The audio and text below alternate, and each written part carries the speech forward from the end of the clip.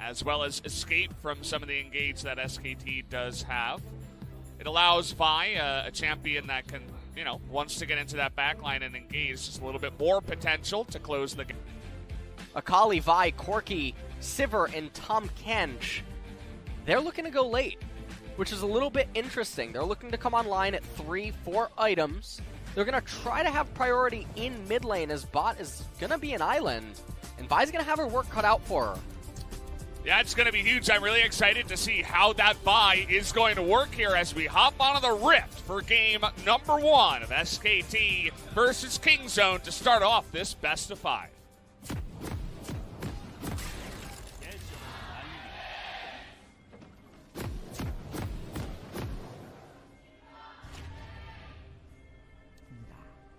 Off we go on a magical journey into this best of 5. We saw the analyst predictions from the analyst desk. It was 3-1 from Captain Jack, and I believe it was 3-0 from Bitdory. But I was actually thinking 3-2 for SKT. It's hard not to favor SKT, especially the last time these two teams did face each other. It was a 2-0, and it was quite one-sided to the side of SKT. So even though Kingzone did demolish Damwon, it does feel like they have a new beast in front of them. Well, I'm definitely not going to rule out the possibility of a 3-2 occurring, but I will say that I think that if SK Telecom go up 2-0, I think it's going to definitely be a 3-0, but I wouldn't say the same for Kingzone. I think if Kingzone got up 2-0, I don't think it's out of the realm of possibility for SK Telecom to come back. And that's just basically a read on how the team has conducted itself under pressure when things aren't going their way sometimes inside of the games. So we'll have to see what is going to happen here. Faker actually has a relatively good first wave upon mismanaging it a little bit. And Cuz has the Aftershock on Vi. Yeah, I'm definitely a proponent of if your champion can use Aftershock, you should use it, as it's pretty strong. It's a good rune for sure. She is going to be the only one on their team that has it. Of course, Lissandra will also pick it up, as we do have the runes there at the bottom. Anything strike your eye? Anything interesting there, Alice? As early flash actually does come out, as Def was saying they should be winning in that bottom lane, but already he had to flash. Yeah, already things are starting off on a little bit of a rough foot. And in mid lane, people are picking Corki against Lissandra, but the way that people are piloting him inside of the mid lane, as well as you can see here that Pawn has to take the cleanse, things just aren't looking that good for the Corki. And he's going to need to make me a believer here in this game, as already SK Telecom's lanes are doing exactly what they want to do without much pushback. And you can see from the HP and the mana bar in mid lane that Faker is very, very happy with this current lane state. He actually could have shoved out this wave a lot faster, used all of his mana and recalled, and found himself with a cheater recall as the cannon wave. Oh boy. It's gone. And bottom lane getting very frisky down there as Cuz has elected for a full clear. And I like this. He recognizes he can't do anything in mid or top lane. There's no point in trying to gank. The only type of gank that he would be able to get away with would be a pressure gank. But there's a lot more that has to align for those type of things to work. We did see the last time that Vi was played, it was by score in 2015. 1,318 days ago. And I did not expect today to be the day where it does come in, but Cuz, once again, bringing out all those pocket picks and weird stuff here, is going to start us off with a treat. Everything seems to be even in the mid lane right now, although Lissandra does have priority as Cuz is continuing his route for a full clear, elected for the red smite very early on, as well as 2 control wards. So that tells me that he thinks that his laners are going to be able to get some priority in coming minutes so that those aren't entirely useless buys, as Clid is now pathing towards the left-hand side of the map. What are your thoughts on this Varus pick? We haven't seen it all too much. I think it's seen about 12, 13 games so far in all of spring, which is actually not that much. There were a bunch of other picks on the table, but then Ezreal was banned alongside of the Callista and Vayne. So I suppose the choices were kind of taken down a notch. Well, the Varus pick is something that used to be popular. It tends to dip in and out of popularity. And the reasonings as to why, I'm not entirely sure. He's an extremely powerful pick that is able to get lane priority on a whim if he really needs it. He has the flexibility, being able to go into the lethality Varus or the attack speed on hit one. And so I think against this team composition, this is still the patch where I believe Wit's End not changed yet. So we will have the magic resistance via the Wit's End and able to amplify not only his but Lissandra's damage as well later in the game. I do believe that he should just be going for the attack speed on hit Varus. Although he looks like he wants to go Blade of the Ruin King first item, which is a little bit surprising because there's no tanks on the side of King's Zone. For both of them up in the top lane, but Khan is out of mana and he flashes to the left side. First blood goes over to Rascal in the solo kill in top lane. Yeah, without even having to expend his flash either. Yeah.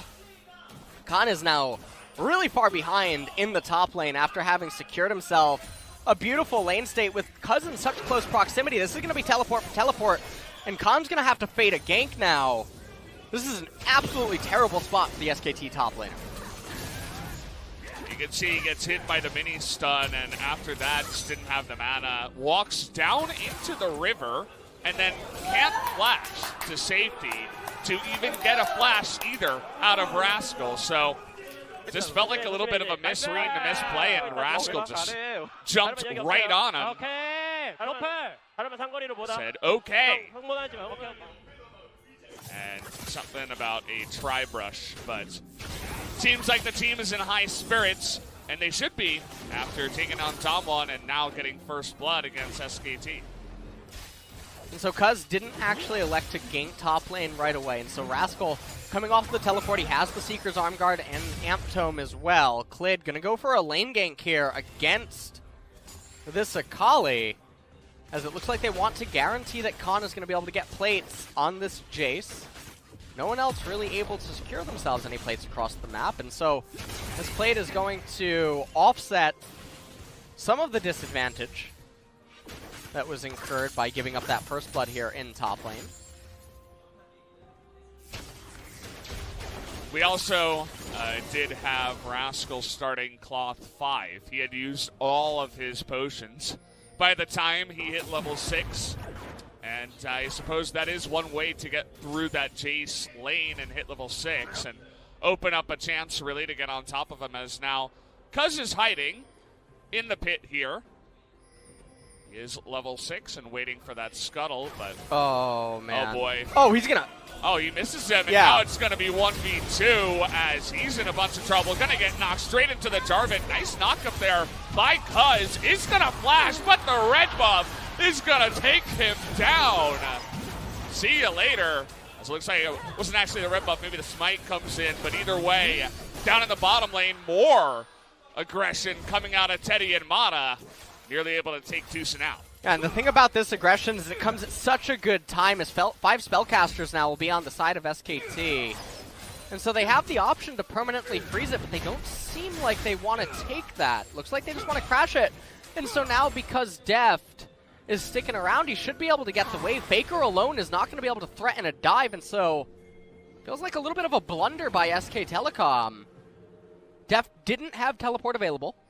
He was completely out of mana, and you could have just froze on him because you had more spellcaster minions on a cannon wave, and they elected to push thinking that Faker alone would maybe be able to threaten a dive, but he couldn't, as Pawn was trailing him in very close proximity. And so even though they found themselves with a fantastic trade, the rewards just aren't as high as it could have been. Absolutely, as Cuz thinking about helping up on the top side, doesn't have his flash or his ult yet, though, so would have been hard to make it stick, even with Khan and no TP. As Faker going in for this one, the cleanse is going to be burned immediately by Pawn, so he's going to be totally fine. And so for some people looking at this right now, they might think, well, why would Faker do that if Pawn just has Cleanse? They're obviously not going to be able to kill him. This is to set up for the future, as Faker's ultimate is going to come online faster than Pawn's Cleanse will. And so, in a moment's time, eventually Faker's going to have that ultimate again, and Pawn is going to have to play very differently inside of the laning phase. So that ult was not intended to kill him, but it was intended to set up the kill a few moments from now. Yeah. Also had Jarvan nearby in case Pawn wanted to get really frisky and go on in there, as once again, Klid is heading up towards the top side. He's level 6 now, level 7 in total, so does have the ability to throw that ult down, but it is an Akali with flash, so it could be hard to lock her down. I think Rascal should be good enough to read that Klid's in close proximity off that. That hammer form play by Khan just now really doesn't make any sense for the lane manipulation. And you can see that Rascal didn't take the bait, so excellent by him. Had he started and initiated a trade right there, things could have gone a little bit ugly. But I think that it was read as Khan definitely being out of character. The story was not congruent with how he had been playing the lane up until this point. And you can see, yeah, he senses something is amiss in top lane with the way that Khan is choosing to play these minion waves now. This is a second control ward that got deep into the blue side jungle, and the second one that is going to be cleared out. So Cuz doing a good job of making sure that he is not seen. We do have this first Drake that is a mountain, which could be really nice, actually, for both of these teams. See who jumps on that first. I think if Kingzone end up getting it, it's not as impactful as if SK Telecom get it early, and the reason that I say that is because Kingzone's team comp doesn't come online until way later, so they're not in the market for turrets or trying to burst down a Baron at 20 minutes, especially not when they're already behind at this stage of the game. Whereas SK Telecom, they really need that mountain to threaten those very things and make sure that they can continue to accelerate against this Kingzone team comp. Yeah, you can see they're it for free. Yeah, doing exactly that. You talked about the cleanse down. It allows Faker to have more priority in mid, and also bottom lane is going heavily in SKT's favor. So they just walk into the river, clear out a couple of wards, and take it for free, essentially, as Kingzone are not going to bite the bait on taking any fights just yet. That's coming on in here as Rascal, always threatening now any kind of play. Was able to get the solo kill before Gunblade, obviously, but did have to delay it to pick up that arm guard just to survive a little bit better against all the Jace damage. Now here in mid lane, Pawn has to be a lot more respectful of any claws that end up coming out, but he will have the cleanse available now, as Faker is looking to recall. Call was completed, though, by Pawn, so that's going to offset some of the CS gap currently present inside of the mid lane. And aside from that, Kingzone are only down 700 gold. They are down a mountain with a second one spawning. That is really unfortunate, to be completely honest. Double Mountain Drake that early on into the game, it enables macro rotations that you aren't normally supposed to be able to get away with. And it can be very frightening for the enemy team to dance around certain objectives, because it really just completely twists the way that the map can really be played. So SK Telecom, they're rolling like gods right now. They really are. One of the only RNG aspects of the game, but it does go in their favor this time around, as now Cuz going on this one. The package was picked up, and already the damage is really big. Onto Klid, who is quite low, and now down on the bottom side. Cleanse comes in. Medusa might have to flash this. Is going to get stunned up, and they're just going to kill him before he can even get out of there or use the gray hell. As just the straight-up 2v2 kill on the bottom side, but the Rift Herald does go the way of Cuz and Kingzone. Yeah, and it was a straight-up 2v2.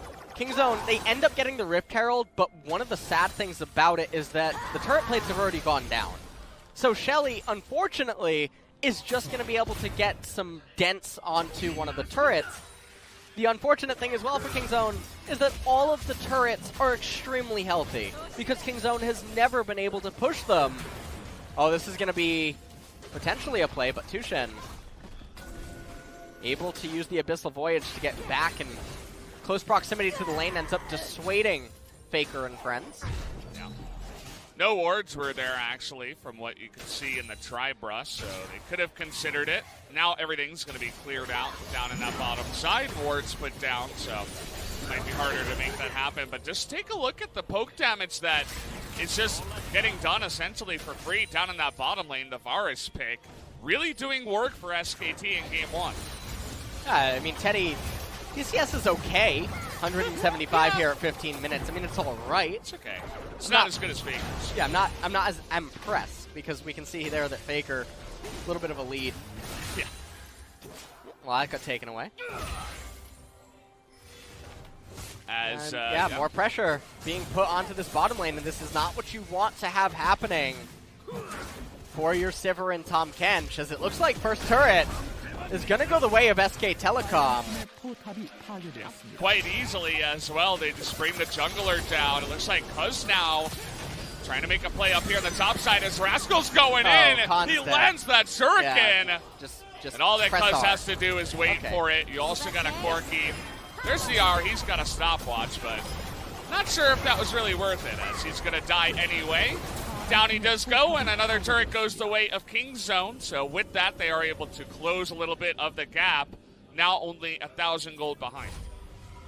Oh, they're only down 1,000 gold. They ended up getting that top turret. And Khan definitely having a little bit of an off game one here on the Jace. Jace, not the best feeling in the world when you are behind on him. Take a look at how this all ends up happening. Goes for a shock blast recklessly. And the thing that's so surprising about this is that your jungler was just in the blue side jungle of the enemy team. Sivir and Tahm had no help coming. Gee, I wonder where Vi is. That's the question I'm asking. He ends up using a stopwatch for no reason, as it all it does is it delays his inevitable death. Yeah. Doesn't actually gain them anything. The turret goes down for free. It's a complete waste of the rune. Yeah.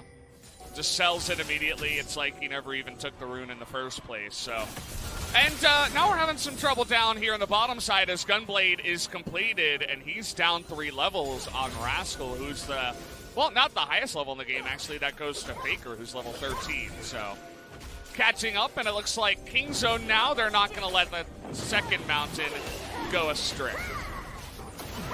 Kingzone are showing that they want to fight over this, but all of SK Telecom are here. Faker STP. Look at Khan. They're just ganging up on him now as they're all running after him. Not quite able to kill him just yet. Finally, they get him. SKT say, we'll just try to take him out. They do not take it as Vi gonna come in for the steal and the engage. Aftershock gonna keep her alive, and now the flash is on in as Pawn is looking for more. He's able to pick up 1 kill on the end. And meanwhile, Faker, he's going to pick himself up the top tier 1 turret, but you have to really question what are the priorities for SK Telecom. Giving up that second Mountain Drake, you have to think to yourself, is definitely quite a blunder, but huge credit to Kingzone for capitalizing on the opportunity presented to them. They bully Khan once more, or even forcing him to get a Hex Drinker. Yeah. This early on. And you have to just wonder, yet again, what is he doing so far out of position? As just another easy pickup for Kingzone, and then they're trying to burst down the dragon, but Cuz ends up telling Flid that he's going to need to check his smite key one more time. And then what a beautiful cancel right there. Yeah. Of Jarvan's EQ. Fawn ends up picking up a kill. Got him, no flash. And everybody's favorite, nice comes through as you guys will remember that Pawn was given the kill on the Jace up in the top lane. Picks up a second one now on top of that call. So this guy is actually stacking the cash right now. And that's exactly what Kingzone won for this Corki to get online. Well, Corki 2-0-1, 200 CS, also has a cull completed inside of him, even though he has sold the item. And so now Kingzone, they find themselves 1.4k behind, but honestly the edge is going to them, at least in the current game state. The damage threat on the two carries in mid and top is just not quite there yet, I feel, to nullify the Vi and Akali. And it looks like Khan's about to potentially get bullied again. Yeah, here we go again. Not even bother to land the Shuriken on him, just going on in. Is going to win the trade in the end, but is not going to push under turret just yet. Doesn't bother using his ultimate either. Probably because Khan has Flash. If Khan doesn't have Flash there, he probably full-on goes for it and may even be able to pick up that kill. But also with the Hex Drinker, a little bit too much survivability right now for Khan. And SK Telecom posturing around in mid lane. They're not really going to have too many options available. With only one Mountain Drake, they don't have the ability to just go and try to threaten the Baron and demand that Kingzone come to them. And so Kingzone, they're going to be content playing ping pong in all of the lanes, letting their champions continue to scale up right now. As SKT, they're going to look to clear out vision on the left-hand side of the map. Another mountain coming up in a minute and a half, extremely important for both of these teams now, as we are approaching the threshold where Kingzone's champions do get to punch back. And so double mountain becomes a real thing for them as well. It opens up the possibility to two-man Baron with any of the carries, and that goes for both of the teams.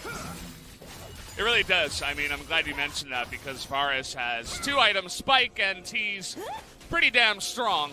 That seems to be the carry here for the side of SKT. Should be Teddy on that Varus, most CS in the game. Only 264 at 21 and a half minutes. Not so bad. It's all right. Down there. It's really, it's okay. Yeah. I don't know where he found the extra minions, but he's got away. X-Drinker for him now as well. So he's definitely taking the Akali very seriously if he does get dove in that back line.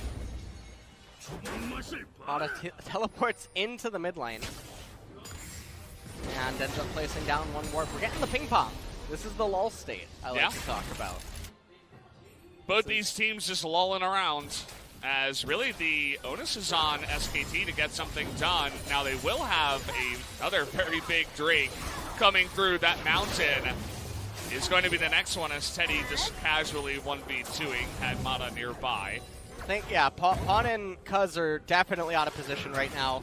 Doesn't matter if you have home guard, you're way too late to this mountain. SK Telecom, they should just burst it down as soon as it spawns. Dept has teleport. Oh, actually, Dance on Corki. He has package. But SKT don't look like they want to just burst it down. So I made a little bit of an error, didn't realize Corki had package available. He will be here. In presence. Yep. It's waiting nearby. You can see that Kingzone now trying to set it up as Rascal comes over the wall, avoids that shock blast. SKT look like they just want to bring him right down. Yeah, as Clint and them are just going to go down on the right side. The package gets him out, and the Dragon goes the way of Kingzone as now they've got double mountain. As playing on mountainous rocky terrain right now are both of these teams. Really bizarre movement there from SKT. Rascal is just getting so much aggro from SK Telecom. He's pulling it so well.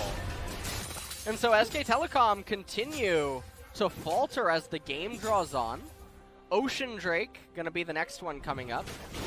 Or as I like to say, Open Drake. No one is going to consider that a high priority. So it's going to be open for anyone to take here at 28 minutes. They were rolling so well, and then all of a sudden, Open Drake shows his face.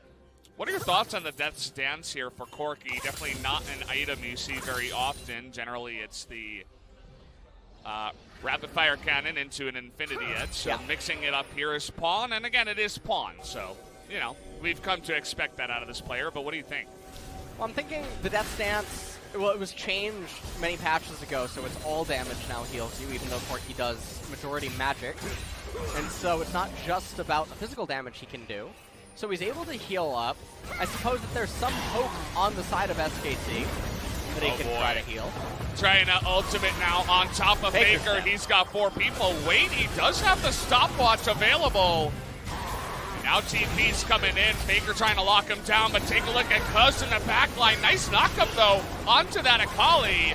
Now we're turning it around onto Cuz. He's going to have his own stopwatch. And in goes Pawn onto Khan. Meanwhile, up in the top side, another fight going on here. But nobody is going to die. And even though there's no casualties inside of this fight, though, the one thing that you have to remember is that Kingzone's members are all really healthy. Oh boy. This is a pretty free Baron. Looks like it as SKT. They're going to cancel some recalls. TP now coming in. Cuz is getting very low. Oh boy.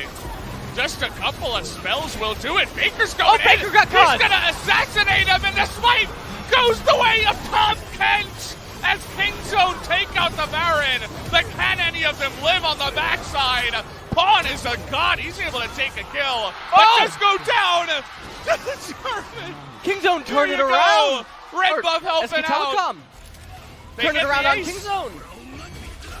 And so now SKT, without Baron on the map, it's no longer going to be an objective for Kingzone. All their members are down. SK Telecom is going to get a massive amount of gold off of this as well as XP. And we'll see how this is all going. Cuz is taking way too much damage.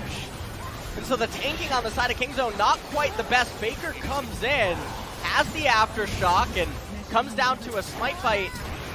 Tushin end up being able to get it right at the very end. Deft goes down with his flash still up. It looked like Pawn was going to get out, but SK Telecom red buff. His E accurate it. Look at SKT coaches. They're like, wait, what? 야, 이득 봤어, 이득 봤어. 잡았네. 잡았다. 보자. 오케이 나이스 Oh, 비스리다. I got it. It's Yeah. worth it. I got it. It's worth 잘해봐, 빠질래? 잘해봐. Killed it. Nice. And huge turnaround there for SKT. SKT red buff coming on in big towards the end to get rid of the last guy with Baron. Actually will be pretty big. You know, it makes me really happy to see that the buffs are finally beginning to get picked up by teams. We have Cloud9's blue buff, and then we have SK Telecom now recruiting red buff here. Oh boy, here we go, locking down the Corki now. Can they get into that backline? Clint is gonna dunk him! And there it is, as Tushin not able to get the Devour down. In time to save his life, ends up devouring Devi, and now they're desperately just trying to stop the push. So they end up getting Pawn right there. That's his second death of the game. And it's important to note that he didn't die at all in the previous series. Yeah. And off of that, though, they just continue to get a little bit of gold. They're going to back up and reset. And you can see Pawn just stepping a little bit too far forward. Beautiful by Mata to get the passive onto Pawn. Good ultimate to prevent Thomas from being able to eat him. Cataclysm came in, and Tushin going to have to settle for consuming Cuz. Open Drake coming up in 5 seconds for Valdez. We got it coming in here. This is the priority As, target. I guess you just wait, right? Well, Make that Elder spawn? Yeah, I think that if you're thinking about a pretty good play, you do wait until 30 and just allow the Elder to spawn. Yeah. But I think if you're Kingzone, you want to try to take that as fast as possible. Oh, it's Faker in the back line. He has to, just in desperation, as Cuz is going to go down. It looked like Clid and the boys wanted more. But Faker with a nice play gets over the wall and gets the pick. SKT, they are going to take it down. We'll see what is going to be the next dragon. Another Ocean Drake. All right. Well, not the most exciting dragons. And now that Elder is going to spawn much later. Yeah, the Elder's going to spawn much later, which is going to actually be bad, I would say, for SKT, more so than Kingzone. And so I mentioned how Kingzone would probably want to take down the Ocean Drake, and that's because SK Telecom have a little bit more of usage for it at the current game state than Kingzone, and so Baron is going to be the next major neutral. Feels like the game is really going to come down to that, but at the current game state, I feel like we're beginning to see one of the problems for the Vi and the Akali, in that there's so much defensive utility on the side of SK Telecom that it becomes really difficult for these champions to really provide a lot of value, and so a lot of pressure onto the Corki and the Sivir to get up close and personal, but you don't necessarily want to be up close and personal against some of these SK Telecom champions. Yeah. I mean, imagine you're a Vi, and I suppose the best target is a Varus. You know, it's going to be pretty hard, but especially hard for the Akali, as Maw of Malmortius and A Wit's End are going to be completed here up against this Akali, so Varus is half tank. In the meanwhile, if she can even get on top of the Varus, which is a difficult feat alone. Sivir is almost at 4 items. Corki looking like he wants to go for the Infinity Edge next, but I'm assuming that he's ways away from that. 4,000, almost 5,000 is the gold lead here for SK Telecom. 45 seconds until the Baron ends up spawning. You can see that's what SKT are setting up for, as Faker threatening it up in the top side, but not going to go for it as Glid. Uh-oh, he's going to be locked down for so long. Down goes the GA, as TP's now going to be channeled. Shock Blast comes in. It looks like Kingzone just going to be happy to pick up the GA alone. Yeah, it's a fantastic trade, though, for Kingzone. They get the Guardian Angel. Glid now very low on HP. He does have that Ocean Drake, though. Look at how effective it really is. Just look at it. Can't tell it's sarcastic. Hold on, he's almost gotten 100 HP in the last 10 seconds. All right. It's chugging along. He's getting there. It's like molasses uphill in January. Oh, they're going, actually, right on top of Rascal. The flash in from Faker, and Rascal just lulls in his face and shurikens away. Well, I guess he did have to use his ultimate as well to get out of that one, so. But still a good trade for Rascal. The red buff, though, being taken on. Look at Pawn just running at them. Pawn's playing dodgeball right now. I actually love this, what you can do. He's going to dodge the ultimate from Varus as well, and now Faker not in the best position here. Doesn't have his ultimate, just has Lasagna's, and he's going to pay for it as he goes down in the mid lane. Yeah, I don't know what that was, Valdez. That was... No analysis on that one? I got nothing to say on that one. Okay. I don't think Baker knows what that was. I think he's regretting that one a little bit, as you can see pings are going down onto the Baron, but Kingzone, even after taking out the SKT mid lane, are deciding against. Let's take a look at Pawn's movement here. He ends up dodging so much of SK Telecom's skill shots, and then Kingzone making the decision to raise the mid-tier 1 turret. Watch Faker take this, and you have to wonder, what was going through his head? Maybe he thought that Tom Kent was on their team, but that's not the case. As double mountain Barons, they're pretty fast, but they're looking for the turn, trying to get into that backline on top of Teddy, but look at the return from SKT! All the knockups come in, and Vi can't do anything! As Khan is going to be in here, but take a look at Corki. It's actually the Pawn show at the end of this fight. He's going to crit for the last kill. Not going to be able to get the last one, though, as the ace goes down as Death Dance takes him out at the end. Oh, man. Khan is going to be the last man remaining in the Death Dance. Ends up killing Pawn at the end. That's going to be another turret. Let's take a look at this. Kingzone. This looks like a pretty free Baron. They elect not to 50-50 it, instead try to turn on, and here is what we're sort of seeing. Akali and Vi can't actually engage onto the SK Telecom team composition despite Lissandra not being present. And this was just a slugfest, as Pawn probably wanted to do a barrel roll right about now. Yeah, he tried. Right there towards the end, as Death Dance, I mean, it kept him alive against a lot of that engaged, but at the end, does mean that he is eventually going to meet his fate, which was the death But you can really tell now with Infinity Edge that Corki is doing some ridiculous damage. And Teddy, even though everybody jumps on top of him, still gets a triple kill. Yeah. It's an 80 carry show tonight. And right now, Faker, one of the interesting things for me is that despite that full fight, he still doesn't have his death cap. He might have it right now, though.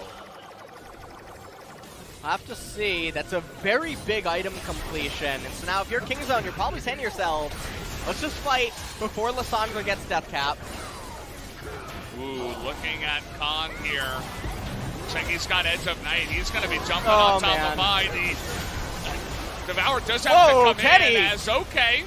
Rascal in the back line, in the shroud, trying to ultimate away. Is going to have the Zoggias here towards the end because going in the back line, trying to do that What damage. is this fight? Oh boy, Teddy going to get the first kill as Rascal not going to go down. Faker flashes in, but look at the damage that they're turning back on top of them. Look at Pawn. He's still alive in the fight, going to take out one more as the double kill also goes to Rascal. We're watching Street Fighter tonight, Brendan. Absolute chaos in this game. What a slugfest it's been the last couple of minutes. Both of these team comps are really going head to head. Just take a look at how this all ends up unfolding, because whiffs on his ability to try to engage onto Khan. Faker came over the walls, couldn't decide what he wanted to do. Tushin ends up getting Cuz to safety. Rascal using that shroud to great effectiveness, goes into the Zanya's hourglass, has another one to boot. Cuz trying to get onto Teddy, dies. Oh boy.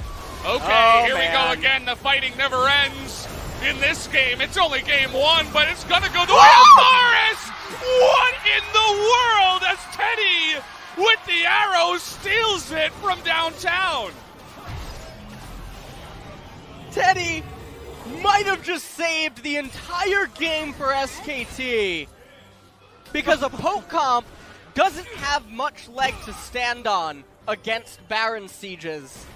But had Kingzone had the Baron, they should have just been able to run over SK Telecom with it.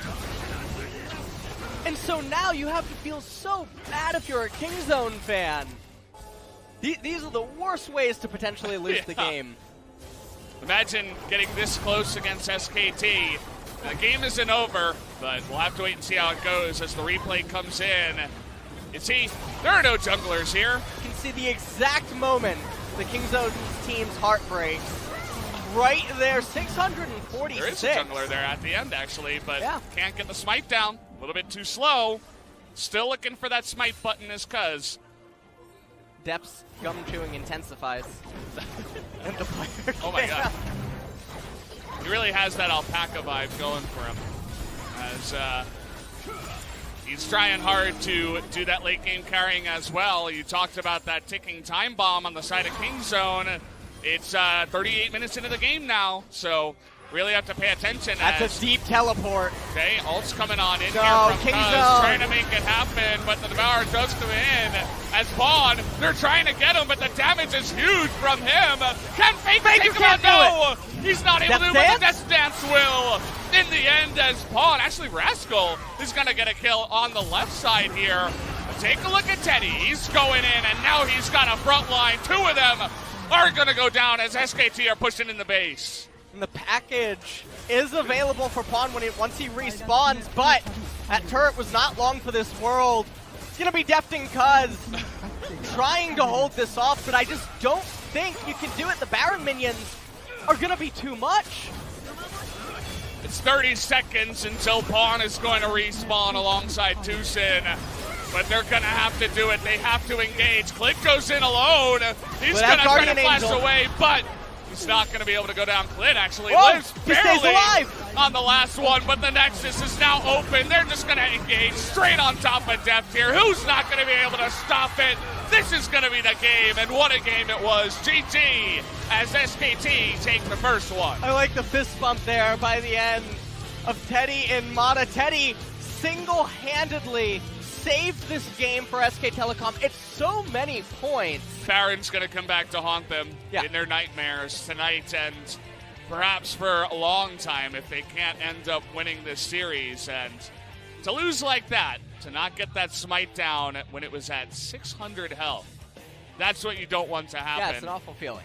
When your team is the scaling comp and it's late game, you know, like that was not supposed to happen that way, and Kingzone have to be kicking themselves for it. One of the things is the Corki and the Sivir, they really do come online at 3 and 4 items, but the problem that their team comp, I talked about it in Champ Select, is it gets to a point where Akali and Vi are nullified. They end up being glorified meat shields for the Corki and the Sivir, and then it's basically like Akali wishes that she could, you know, put on some weight and become a Scion. Yeah. At that point in the game, and you can just see Kali, despite how well in fed she was early on, couldn't do anything. It was really the Corki and Sivir show. Khan. He's one of those Jaces I talk about that even when you put him behind, he can still be scary on the champion. There's a few top laners in the LCK that you can really say that about. Everyone else, don't pick Jace. Yeah. But Agreed. Khan able to do so much damage here. Teddy, the unsung hero of this damage chart. Damage doesn't really reflect it, but towards the end, I mean, that guy was carrying it, shoulders pretty tired after that one, as a very action-packed game number 1 was really fun to cast, very back and forth. Kingzone nearly was able to challenge them there towards the end, but we'll have to wait and see how this series does develop when we do come back from a short commercial break.